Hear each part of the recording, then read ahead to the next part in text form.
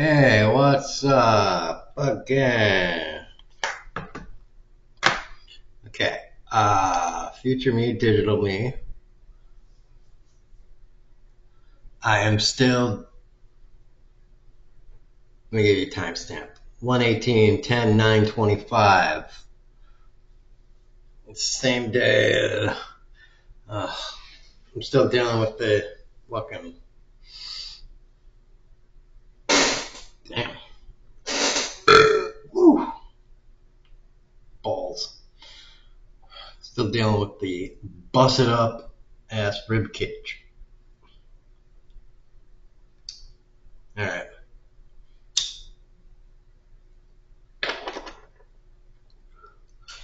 I want to try and make a little series about my thoughts. So, about a set of my thoughts. So they're a little, I don't know, put together and itemized at some point. Maybe I can put them together in a playlist.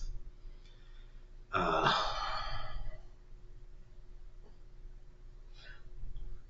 I don't know what I'm going to call it exactly at the end product, but I have it written down here in my little note thingy as Making a Better World. So it's a working title.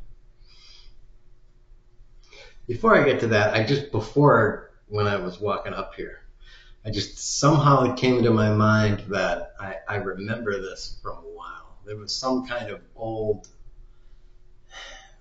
I don't know if it was a custom or just kind of like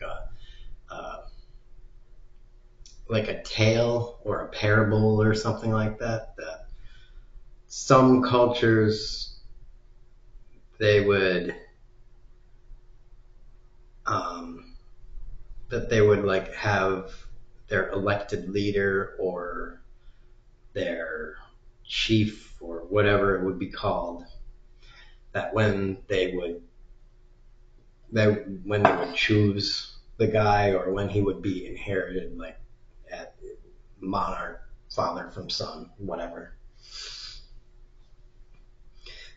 Usually, the leader would live in like a mansion or a palace or something like that, where they have all their servants and stuff, and merchants and diplomats and stuff would then meet them and come up to them, and it would be like on a hill or something, so you'd like go up. And as you enter the town, you can just enter the town and you're like, oh, that must be where it is and everything. It's just kind of obvious and everything and overbearing. It's like, wow, that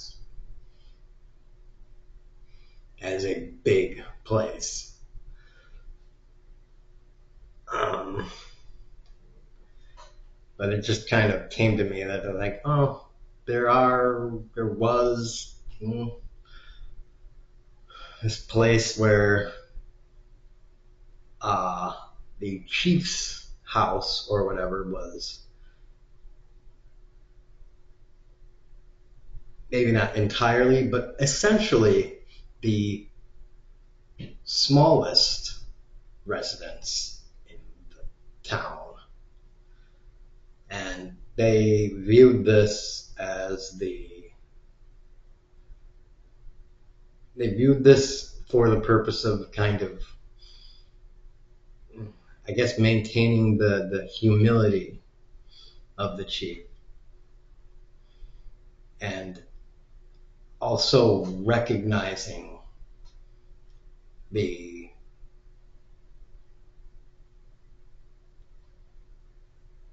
recognizing that humility and that sincerity, just recognizing all of the great things about not only the leader, but wanting that to be a symbol of the village itself also.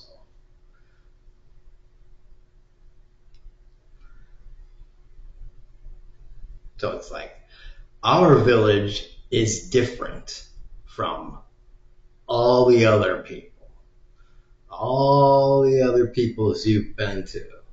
Our leader does his business and lives in that place. So if you want to see him, you're going to have to humble not only yourself, but your expectations. And if you want to do business with us, you are going to have to humble yourself and your expectations.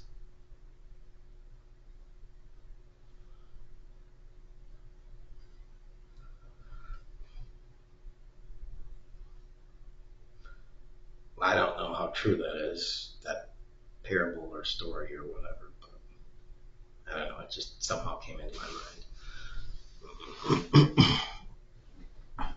So anyways, making a better world, I don't know.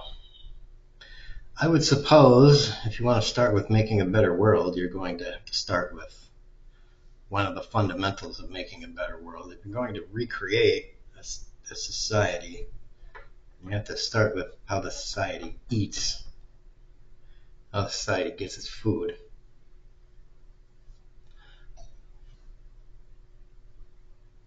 And America's kind of fucking up its farm industry, its agricultural industry. I don't really know a whole lot about farming. I mean, I don't think 90% of Americans or more know a whole lot about anything of farming, really. There are probably more people that know about gardening than know about farming. And gardening is different from farming. Farming is like owning, oh, I got like 250 acres. It's like, oh, really? You got 250 acres? That's a nice, cute little farm that you got.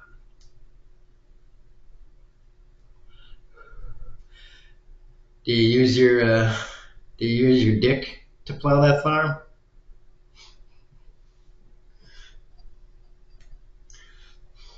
It's like, yeah. So I'd say probably the farms, most of the farms today are measured in like thousands of acres. Probably they're so big, they're probably measured in thousands of acres. Thousands of acres of farmland.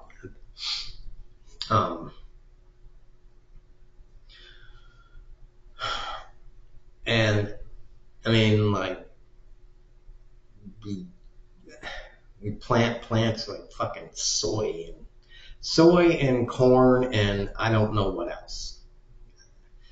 Maybe everything in the country. I don't know. And then they get harvested and sent to food processing plants. And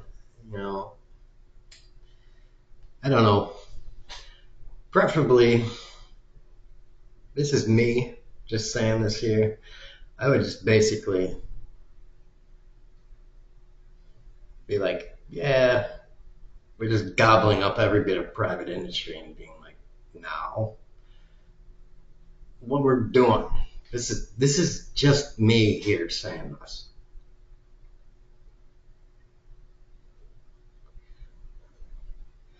Because from me here, I view the inefficiency in the entire farming and food system. The inefficiencies are the costs. Inefficiency equals cost, right? And the biggest cost is executive pay. Executive pay and everything that is trying to squeeze profit for shareholders and board members and that sort of shit. So we nationalize it and cut all of that out of it. Take some part of that Give it to people that do the work. Maybe all of it. Or maybe, 50% of it. And then what was left, we take that and give to universities. Right? Half of it to universities and half of it to farmers to innovate themselves. And there we go. I mean, we cut out the real leeches in the system, which are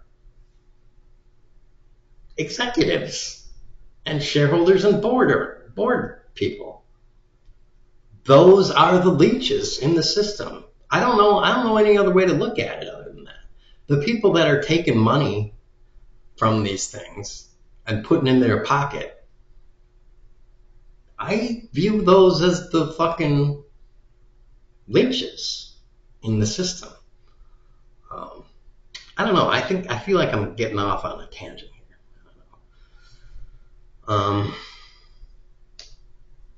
don't know. It feels to me like the for-profit system is just like a way to kind of be like, I'm gonna take my little bit of money off of I'm gonna take my little off of what you're doing and not do anything myself, and then call you a lazy bum. And it's like, that's the most fucked up, cynical, narcissistic thing to fucking do.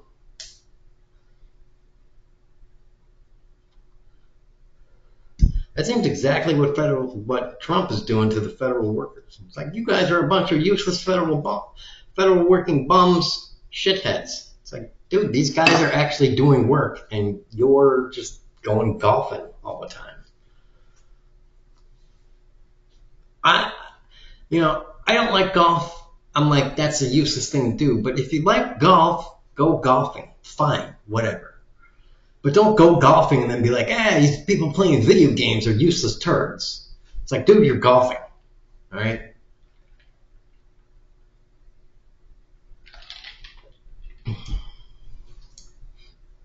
If anything, you're equally or more useless and fucked up, because your game requires acres and acres of fucking grassland that requires a shitload of water and lawn care and people to fucking upkeep it and all of this shit.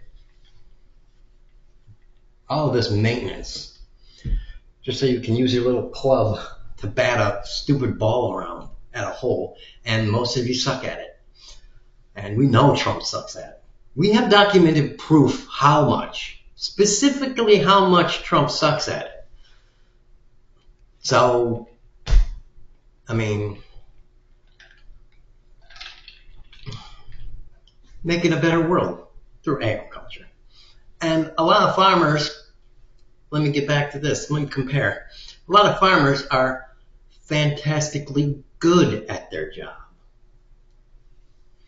The margins for these farmers are razor thin, and they are very, very good at their job. So, university and farmer partnerships would be great to have. They already do it, I know, at a lot of Midwestern, I don't know which universities do it, but they do it at a lot of Midwestern agricultural departments have it, and they're working on it. They partner and they're working on like satellite imagery and trying to get farm equipment that will work automated and everything. So yeah, it's good stuff. Keep doing it. I mean, I don't know what else to work on. If somebody watches this and they want to add, comment. Not only comment because it'll help the algorithm promote the video, but because I don't fucking know what I'm talking about, really. You know, I'm willing to entertain input. I mean, if you want to call me an asshole, sure, that's fine. I mean, any comment helps promote the video. So if you just want to fucking make fun of me or say hello, but useful advice is information. That's good too. Anything. Um, but yeah, I prefer you don't just be like, you're anti-capitalist and blah blah blah, because that's just like, I mean, whatever. I am anti-capitalist, but that's just because capitalism is objectively bad. I mean, there's 5 decades or more of evidence it's just piling up more and more that it's horrible. It's like it worked in China. Yeah, it worked in China because that's what capitalism does. It works good for a while, and then it finds some place that it needs to offload, and then it needs to offload, and it just constantly needs to find a new place to leech off of. We only have one planet, though, and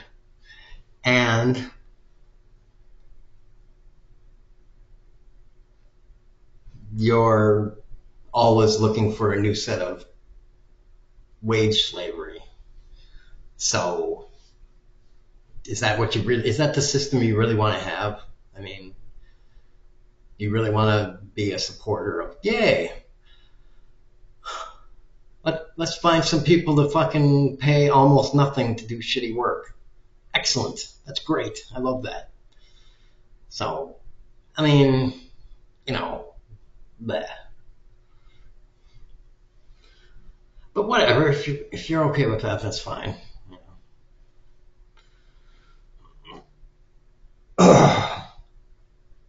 You could have something better, but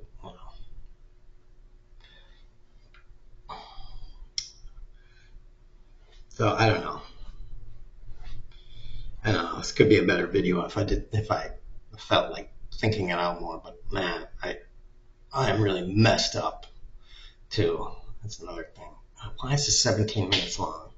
It's probably because I'm not like thinking anything out, and I'm busted up, dude. Seriously. But that's kind of agriculture right there. I mean, if you were like truly starting from nothing, and I don't know. I don't mean nothing in terms of caveman style, nothing. I don't know how you would work it, but going to a no money system, that's a different conversation. I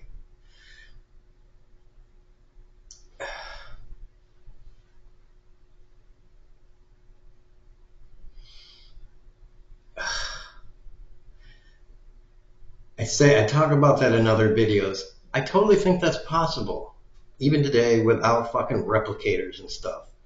I think that's possible. I just think I think we need to have a system where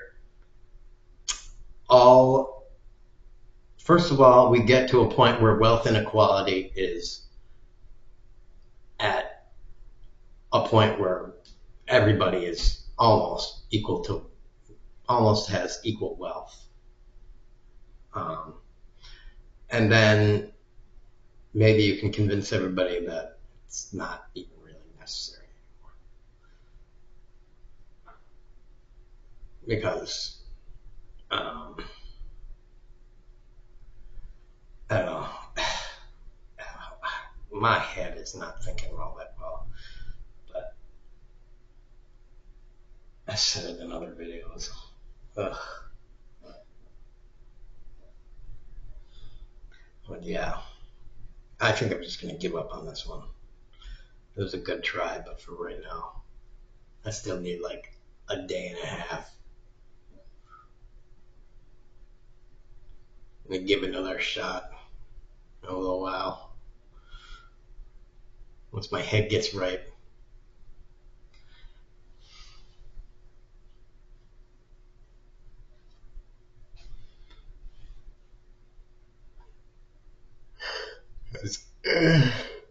Humanity's gonna have to get to a post-money society. It's gonna have to evolve culturally in order to get there. Culturally and ethically in order to get there. Anyways, oh, tax the shit out of rich people, kneecap them, and have some boobs. Peace.